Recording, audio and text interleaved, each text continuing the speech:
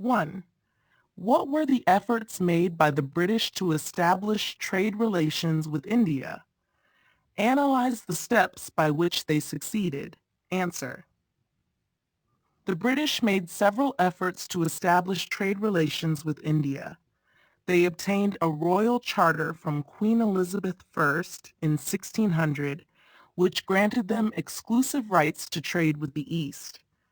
They sent expeditions to India, with the first one led by Captain William Hawkins in 1608, who arrived at the court of Mughal Emperor Jahangir with a petition for trade rights. After initial resistance, they managed to establish a trade center in Surat in 1613, followed by agreements with local rulers. They gradually built fortified settlements, secured trade concessions, and established a strong naval presence, allowing them to dominate trade. 2. How did the East India Company establish 3 trade centers at 3 important places in India? Answer. The East India Company established 3 trade centers in India through the following steps. Surat. In 1613, the company established its first factory in Surat after receiving permission from the Mughal emperor. Madras, Chennai. In 1639, the company established a second trade center in Madras by acquiring land from a local ruler, and they fortified the settlement by building Fort St. George. Calcutta, Kolkata. In 1690, the company established a third trade center in Calcutta by obtaining trading rights from the Nawab of Bengal, later fortifying the settlement with Fort William. Number 3. Who was the most remarkable person of the East India Company to pave the way for the establishment of British imperialism in India? Write with 4 arguments about his strategies to lay the foundation stone of the British Empire. Answer. The most remarkable person of the East India Company to pave the way for British imperialism in India was Robert Clive. His strategies included victory at Plassey, 1757. Clive's victory over the Nawab of Bengal in the Battle of Plassey marked the beginning of British political control in India. Establishing British control, he secured the Diwani rights in Bengal, allowing the British to collect revenue, which was crucial for expanding British influence. Military alliances. Clive formed strategic alliances with Indian rulers and local leaders, which helped the British to consolidate power. Administrative reforms. Clive introduced administrative reforms that strengthened the company's control over Bengal, paving the way for further expansion. Write the causes for the outbreak of the Sepoy Mutiny. Answer. The causes for the outbreak of the Sepoy Mutiny included religious and cultural insensitivity, the use of greased cartridges rumored to be made from cow and pig fat offended both Hindu and Muslim soldiers. Economic exploitation, heavy taxation, land revenue policies, and economic hardship faced by Indian peasants and artisans fueled discontent. Military grievances. Indian soldiers, sepoys, were unhappy with their pay, conditions of service, and lack of opportunities for promotion. Political annexations. The British policy of annexing Indian states, such as the doctrine of lapse, caused resentment among Indian rulers and the general population. 5. Mention 4 important results of the Sepoy Mutiny. Answer. 4 important results of the Sepoy Mutiny were: end of company rule.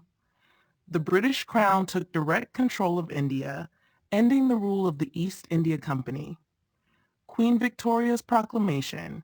The proclamation promised non-interference in religious matters and equal treatment under the law.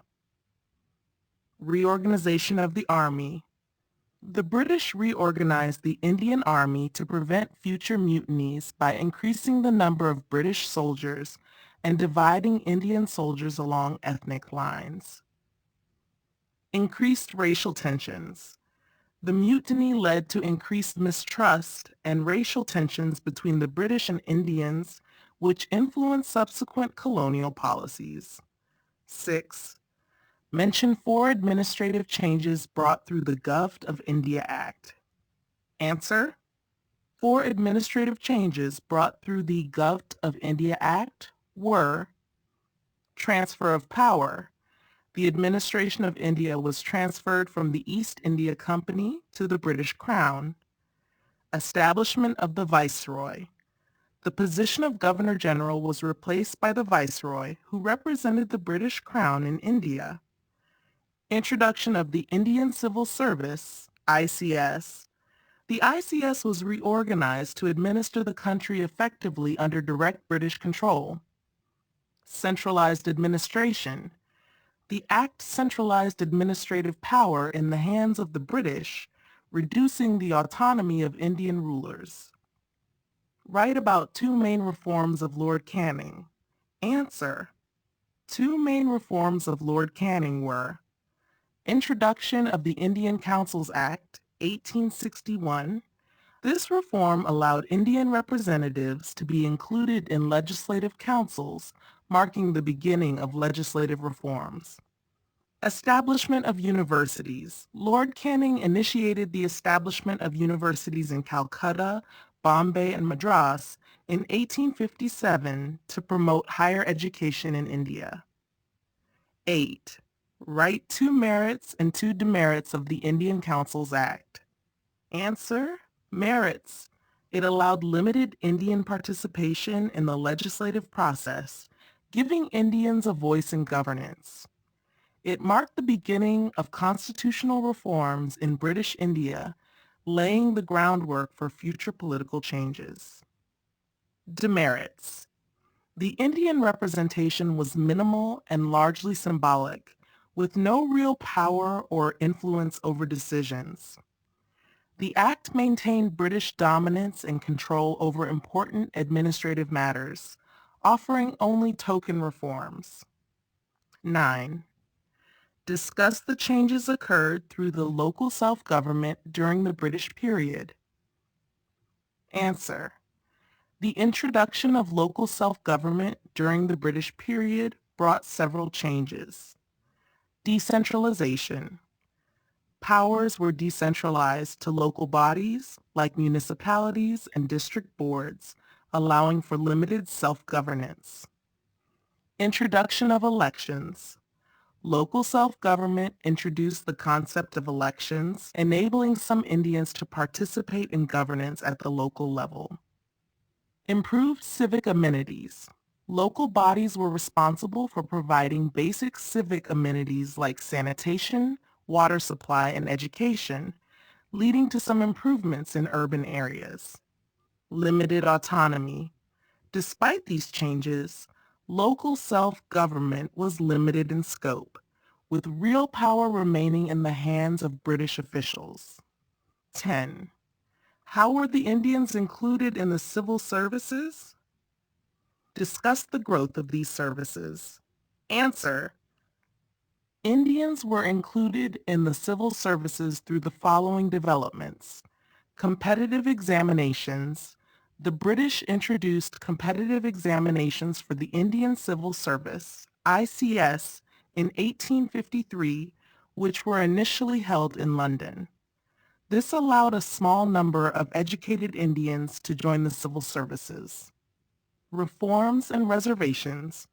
Over time, reforms were introduced to allow more Indians to enter the civil services, and reservations were made for Indian candidates in certain positions. Growth of services. The ICS grew in importance as it became the backbone of British administration in India, with Indian officers eventually holding key positions, though the highest posts were still reserved for British officers. 11. Mention 3 differences between the civil services of British-occupied India and independent India. Answer: recruitment process. Under British rule, The ICS recruitment process was centralized in London, while in independent India, the civil services exams are conducted by the Union Public Service Commission, UPSC, within India. Representation. During British rule, the civil services were dominated by British officers with limited Indian representation. In independent India, the civil services are predominantly staffed by Indian citizens. Role and accountability. The civil services under British rule were primarily focused on maintaining colonial control and enforcing British policies. In independent India, the civil services are accountable to the Indian government and are responsible for implementing policies aimed at national development. Hello, amazing viewers. I just wanted to take a moment to thank each and every one of you for watching my videos and supporting my channel. Your support means the world to me, and I'm so grateful to have you as part of this journey.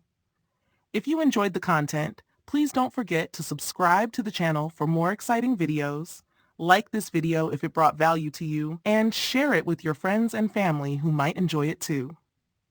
Your support helps the channel grow and reach more awesome people like you. Thank you once again for being here, and I'll see you in the next video.